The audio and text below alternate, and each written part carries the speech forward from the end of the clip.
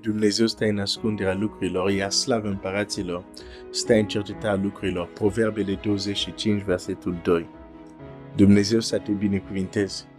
Astăzi, deși e sâmbătă, s-ar putea să fie o proteină scurtă sau nu. Depinde cum lucrurile vor înaintea. De fapt, de ce poate o să fie scurtă? Poate o să fie scurtă pentru că aș vrea doar să completez. Chiar ieri am vrut să completez după amiază seara, să trimit o completare totuși la ce am împărtășit dimineața, apoi am zis ok, lasă, completează sâmbătă ca să nu încarci oamenii cu prea multe. Deci este o completare la ce am împărtășit ieri și anume aș vrea să citesc un pasaj unde în mod practic se vede acest fenomen și anume în a căuta de a alege doar anumite lucruri care ne convin și să ne socotim sau să neglijăm sau să respingem alte lucruri care nu ne convin, respingem de multe ori mai mult decât gândim.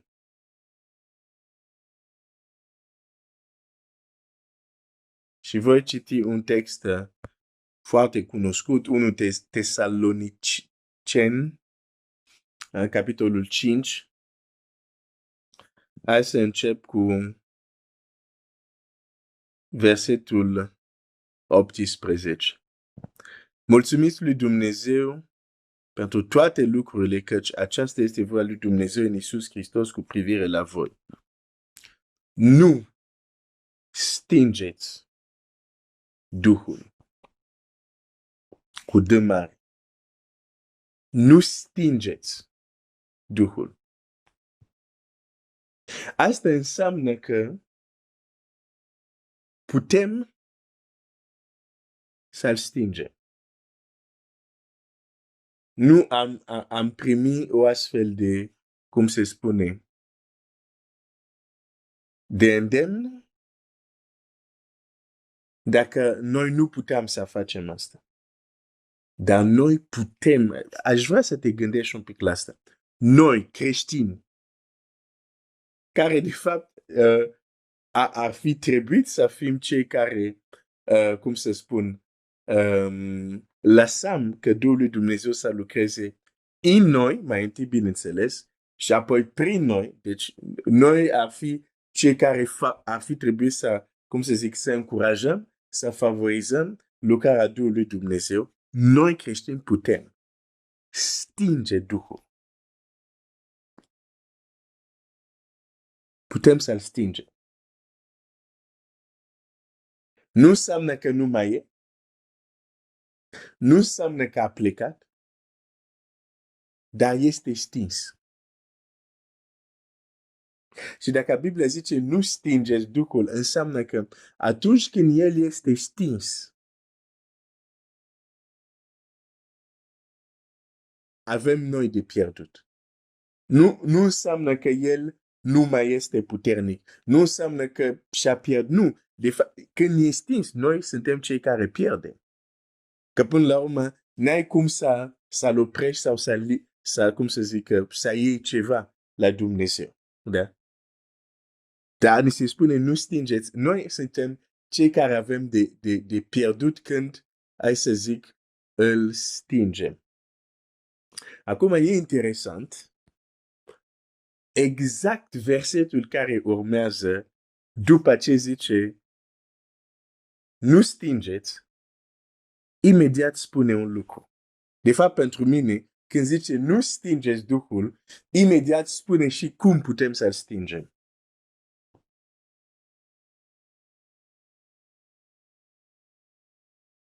Sau ne spune și ce putem face să nu-l stingem. Dar hai să vedem ce putem face să-l stingem. Și uite ce zice așa. Versetul 20. Nu disprețuiți prorociile. Nu disprețuiți prorociile. Ți-am citit în Corinteni 12. Unele din carisme, manifestările este și prorocia.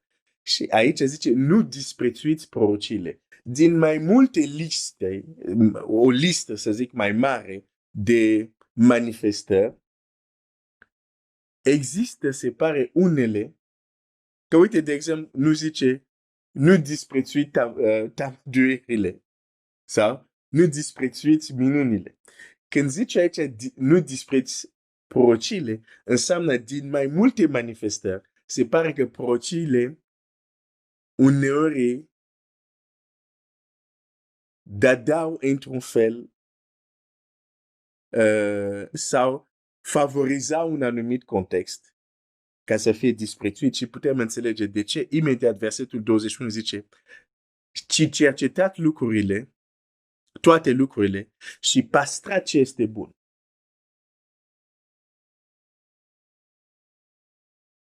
Deci, când citești Biblia, știi clar, nu toți cei care spun așa zice Domnul, nu cei care spun că a prorocit înseamnă că vine de la Domnul. Nu. Altfel, Biblia nu ar fi zis cercetat, păstrați ce este bun. Înseamnă că există o muncă de selecție care trebuie făcut.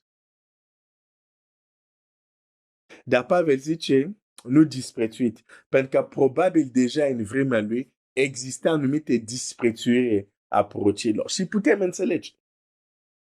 Eu pot să înțeleg asta. Că se vor trezi frați, o să zică, uite, Domnul a zis, Domnul a zis, Domnul a zis. La un moment dat, uneori spun anumite lucruri care sunt ciudate și te întrebă, oare asta e de la Dumnezeu și așa? Și apoi îți dai seama, mai ales când spun anumite lucruri și apoi se dovedește că nu s-a întâmplat așa și apoi te întreb, dar Dumnezeu poate să greșească? Oare chiar Dumnezeu e inspirat? Și creează așa un disconfort. Că nu mai știi ce să crezi despre fratele sau despre sora sau. Creează un anumit disconfort și atunci, pentru a evita asta, e mult mai ușor să spui, ok, toate lucrurile care înseamnă prorocii, viziuni, nu vrem de asta. Ca să scap tocmai de situațiile unde unii frați, ori din lipsă de experiență, ori din nu știu ce motiv, cam derapează, nu știu dacă există cuvântul ăsta, adică o iau pe o altă direcție. Și creează chiar uneori, pot crea chiar anumite probleme sau disconfort printre frați. Și atunci, unii pentru a simplifica, pentru să nu se mai ajungă la astfel de situație, hai mai bine dăm toată asta pe lângă. Nu mai vrem asta. Faptul că prorocii au generat anumite probleme, putem citi chiar în Corinteni, din toată lista darurile, sunt două despre care va vorbi mai insistent, e vorbirea în limbi și prorocii. Deși erau celelalte daruri. Dar de ce insistat? Pentru că au produs anumite probleme în ceea ce privește cum să se practice, cum să fie manifestat într-un mod ca biserica să fie zidit și nu într-un mod haotic și de dezordine. Deci, și totuși aici zice, nu, dar nu disprețuiți. Reține ce este bun. Da, apostol știa că sunt unii care o iau cam pe lângă. Dar nu pentru că sunt unii care o iau pe lângă, trebuie să interzicem total la oamenii. Ok, noi nu vrem să auzim dacă e vorba de ce prorocii? Nu. Ce ai avut o viziune? Nu. Deci, zice nu, cercetați. Zice cercetați. Și păstrați ce este bun. Și bineînțeles aici, dar aici înseamnă o muncă.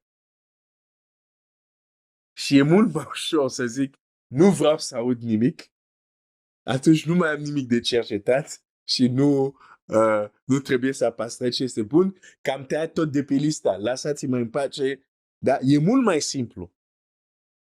E mult mai simplu așa. Și de asta pot să înțeleg că unii au adoptat poziția asta. E mult mai simplu.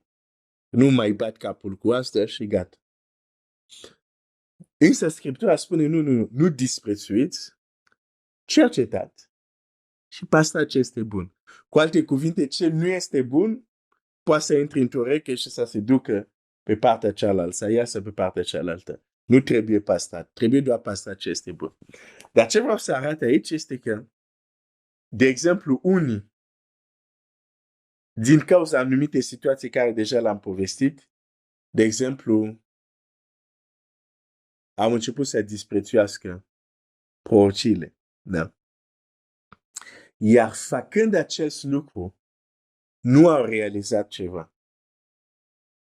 Disprețuind o anumită manifestare, nu toate manifestarele, dar o anumită manifestare a Duhului, ce nu și-au dat seama, ei puteau să ajungă să stingă Duhul.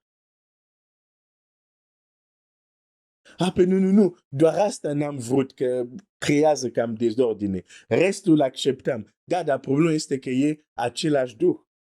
Și dacă este stins, nu să ai și celelalte care, hai să zic, le spui binevenit, pentru că sunt mai, cum să spun, sunt mai ușor de primit, ca să zic așa. Nu, din moment ce este stins, nu poate să fie doar stins în ceea ce privește prorocile și în celălalt domeniu nu e. Nu. Când disprețuim, îl stingem și când este stins și celelalte nu le mai vedem. Și celelalte manifestări, pentru că deci, nu mai sunt. De ce? Pentru că este același Duh. Dar putem să facem, dacă tot am vorbit a nu stinge, există tot în aceste versete, vedem și cum să nu-l stingem, pentru că e tot în același context. Bucurați-vă totdeauna, versetul 16. Bucurați-vă totdeauna.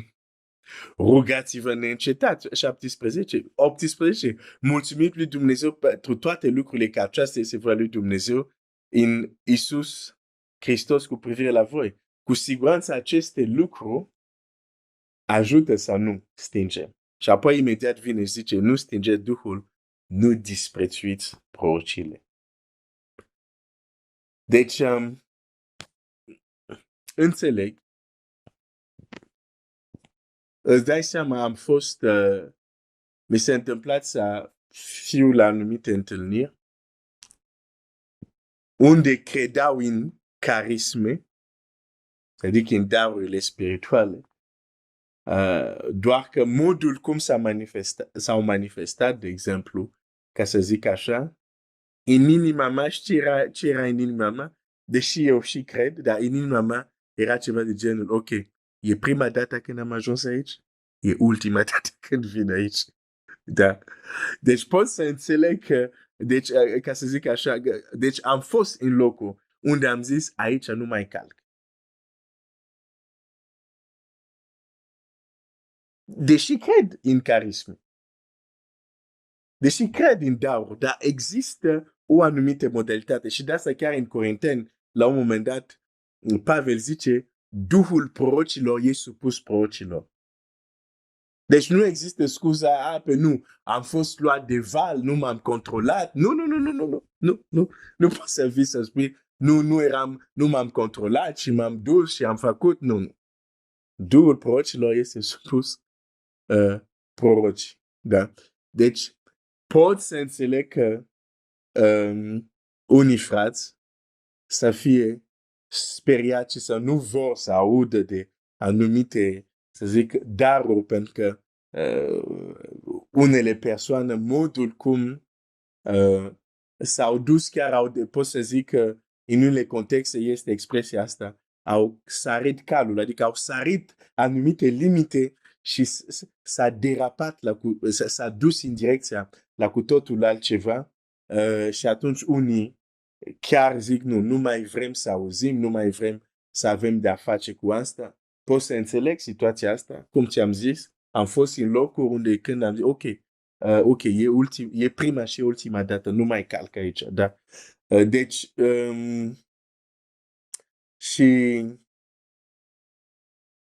deci pot să înțeleg Dacă anumite lucruri, anumite manifestări te sperie sau poate și tu fost la anumite întâlniri, ai văzut anumite lucruri, dar și ți-ai pus multe semne de întrebări, ai fost inconfortabil, este normal, da, este normal. Este uman, ca să zic așa. Dar în același timp avem Scriptura și Scriptura ne spune, chiar și așa, nu este un motiv să disprețuim și să aruncăm cu totul. Nu. Dar ne dă această responsabilitate, cercetat. Și păstra ce este bun. Deci nu pentru că ceva e sub umbrelă, așa zis lucrarea Duhului, așa zis lucrarea lui Dumnezeu, nu pentru că cineva ștampilează și pune asta pe umbrela asta, trebuie să accept totul. Nu. Am drept. De fapt, sunt îndemnat să cercetez. De aceea mereu,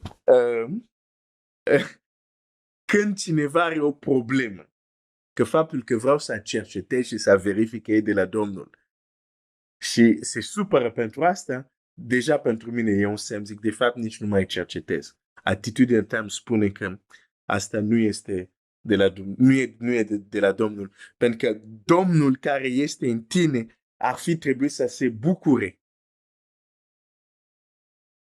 că unul vrea să cerceteze. La fel cum când creștini din Berea cercetau ce auzeau. Oare apostoli s-au supărat? Au zis, nu știți, noi suntem apostoli, cum mai verifica ce spunem? Nu s-au supărat. De fapt, l-a plăcut. Zic, uite, e o atitudine bună. Mergeți, cercetați dacă lucrurile stau cum spune. Da? Deci avem dreptul, frate, sora mea, ai drept să spui la cineva, chiar dacă se numește, nu știu, apostol, chiar dacă proroc sau nu știu ce, ai drept să spui, mulțumesc, frate, dar aș vrea să cercetez totuși, dăm timp să cercetez ce ai spus cu Scriptura. Și a trebuit să zic, ok, da, du-te, cercetează. Nu a trebuit să te amenințe. Cercetați și păstrați ce este bun. Deci, am vrut să împărtășesc acest gând ca să am simțit că ce am împărtășit era un pic incomplet, pentru că în realitatea de zi cu zi, într-adevăr, poți să ajungi în locul unde te sperii efectiv și să nu mai vrei să auzi de daruri, de nu știu ce, pentru că unii poate din prea multe râvnă și așa, în fine. Ajung uneori să depășească, ca să zic, anumite limite și am considerat e important totuși să menționez asta, pentru că există și e important să revenim la Scriptura care ne spune să nu disprețuim, da? Dar ne spune avem drept să cercetăm și apoi să păstrăm ce este bun. O să termin cu asta nu spun acum. Era o poveste, dar nu mai povestesc că deja oricum timpul e înaintat. Ziceam că o să fie poate scurtă, dar nu e chiar așa scurt, dar termin cu gândul ăsta. Avem responsabilitate, da? Să cercetăm lucrurile și păstrăm ce este bun. Și asta presupune nu neapărat tot ce auzim sub umbrela creștină e neapărat bun. Există și lucruri care putem să le dăm la o parte. Da. Hai să cercetăm și păstrăm ce este bun. Dumnezeu să te binecuvinteze.